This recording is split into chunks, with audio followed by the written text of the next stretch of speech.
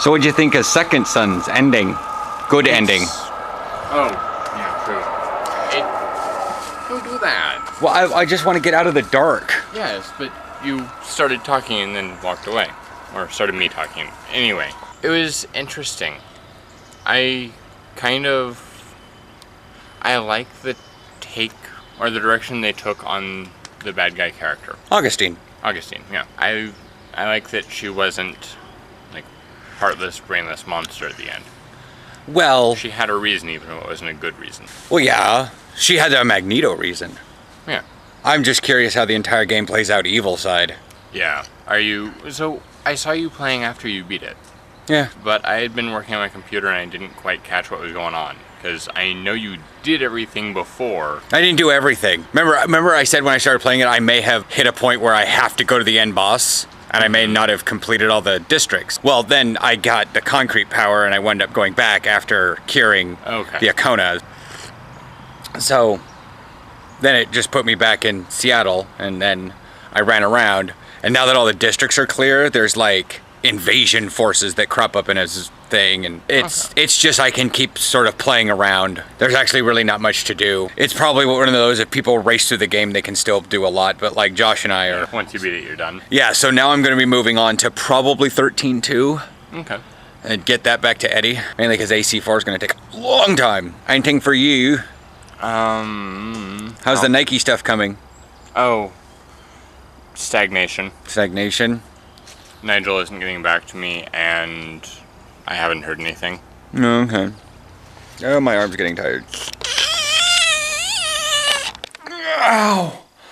Okay, this is going to be 12 o'clock. Exactly noon! I am going to discuss with you guys today as sort of a, not quite a request, but I didn't want to keep going back and forth in comments on YouTube because at the time I was on my phone and that's what to do. So with Dan Gallagher, and I'm going to go over what I do for food and fitness and whatnot. So there's probably gonna be a lot of jump cuts in this. First of all, I found one of these at Goodwill, and if you watch them on a regular basis, yes, this is what, you know that I have one of these things. Price tag's under this thing right there because I push it out far enough, and then like I've showed most of you before, it plugs in right up there, center it a little bit. And you get a chin-up bar. Doesn't really work well for Aaron, he's too tall, but wide grip push-ups. Yeah, narrow grip, and then these can squeeze in so you can get like diamond-ish push-ups going on. You can also do dips in it, but you can do dips on your counter, especially if you have a corner like this one. Just try not to get your clothing caught. Ow. Anyways, so it's just little tiny exercises I do throughout the day for that. As I've showed you guys this before, we have a new one. So you see how it says the 60 grams up there? Premium, whatever, it's just buzzwords. I've done my looking about all the nutritional information, yada yada. It's at Freddy's. It's like, well, they've gone back up to price. They're like $20.99. Total of 21 scoops in this. And one scoop is 30 grams. Anyways, so... And Aaron and I both use it, so it's not that bad. What else do we got? So food-wise, I don't eat processed food per se. I mean, we get this stuff, truly Indian. That's my chapachole. It's dinner tonight, it's Indian food. But, I always, because of my old roommate Alyssa, she can't have preservatives. So I now look through and I see a bunch of stuff that I know are preservatives because she's allergic to them and whatnot.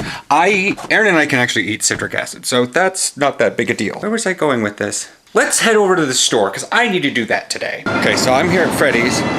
Now, I get 10% because of the way I cook my meat. $5.69 a pound. Do we have like the perfect poundage though? Everything's looking a little heavy today. Real heavy today. Wow.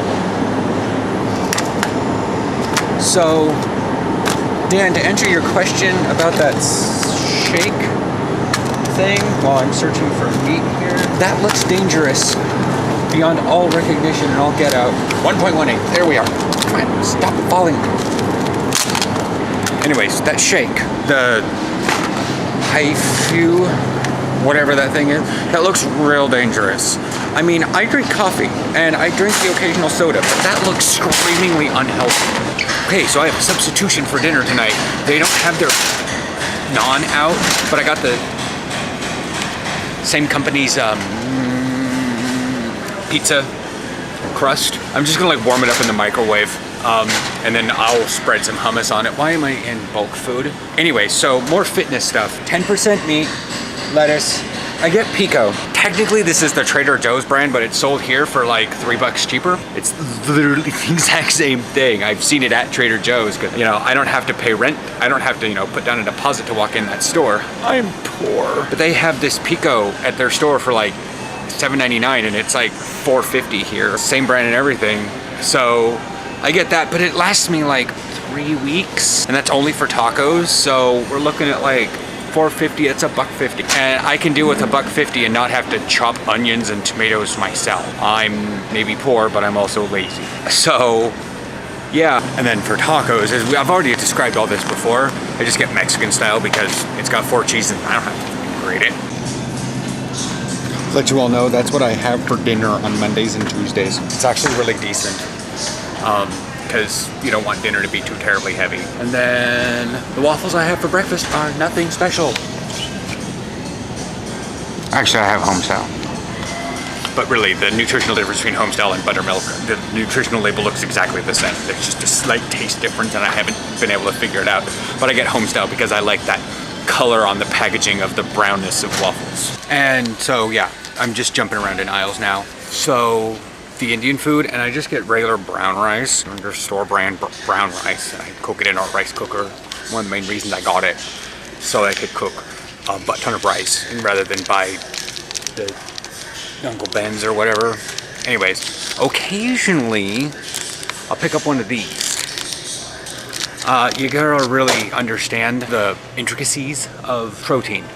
Not that there is much. That proteins are just amino acids, and that your body tears apart, and it's just a grouping of amino acids. And there's determined biologically that you need a certain number of variant amino acids, which is what's called a complete protein. Beans and rice together have all those amino acids necessary, and thus that's why they say it. However, each of them in and of themselves, it's not like you have to have them together.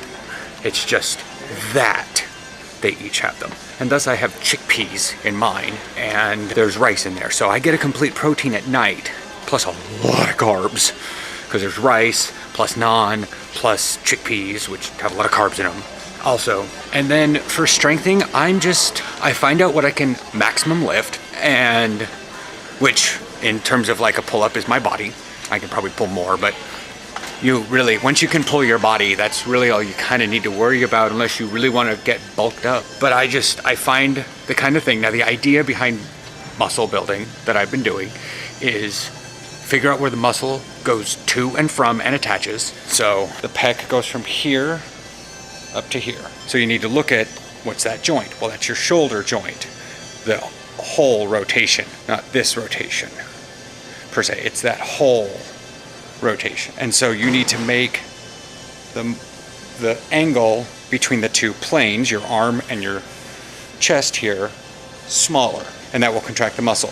Works the same with the bicep, works the same with the tricep. And now I grant you it's over 180 degrees, but that's still, you're going from, shall we say, 360 to 180. That's still a decreasing of the angle. You have to think of everything as a circle, which if you've taken trig, this is so much easier for a lot of you. Yeah, you don't need to eat processed food. And now people say, oh, the processed food. You don't need to eat organic either. You just need to know what is what. High fructose corn syrup? Bad idea. Citric acid? Not necessarily a bad thing unless you have interstitial cystitis. So that's that. I mean, I buy tostada bowls. I mean, you look at the ingredients on this thing. Flour blend of whole grain corn, enriched wheat flour, rice flour, high oleic safflower oil, and a trace of lime. No. Hell, my taco seasoning is probably worse. Nope.